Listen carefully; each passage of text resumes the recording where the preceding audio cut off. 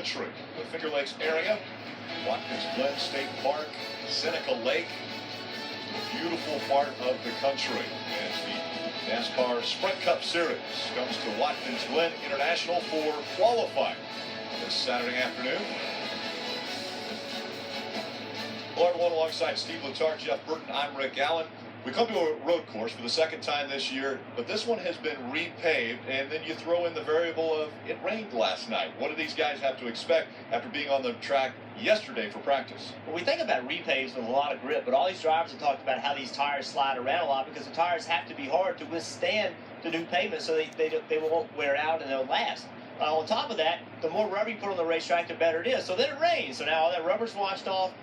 That leads probably the idea that there'll be less grip on the racetrack than they had even yesterday. So there's a lot of questions in the garage right now getting ready to roll off to qualify. Well, those questions have a lot to do with the format, Rick. We only have 2 rounds today. That means after round 1, we're going to cut the field all the way down to 12 cars. So how aggressive can these drivers be? At one of the fastest road courses we go to, you have to attack this road course. Attack the braking zones, attack the S's. That's how you make lap time. But how much lap time is available with the grip level? In the 2 practices yesterday, 2 drivers really rose to the top that we expected to be up there. Guys like A.J. Allmendinger, Martin Truex Jr. led both practices yesterday. So that was expected. And we think of road courses as tracks where these guys could potentially get that unexpected win and get into the chase. And A.J. Allmendinger needs to win a race if he's going to get into the chase. And no question, the pressure is on this team right now. We saw it yesterday. He was very frustrated. Even though he was the fastest of everybody yesterday, he still said this practice didn't go very well. The car didn't drive the way I wanted. So a lot of pressure on A.J. trying to qualify well today so ultimately he can put himself in position to win this race tomorrow.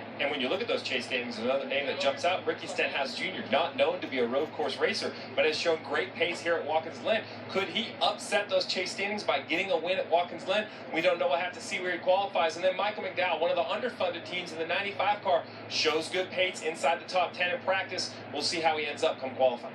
40 cars about to take to the track for 2 rounds of qualifying. The first round, we'll find out how fast they go and if they can get into the top 12. When we come back, Parker Kligerman will walk around Watkins Glen.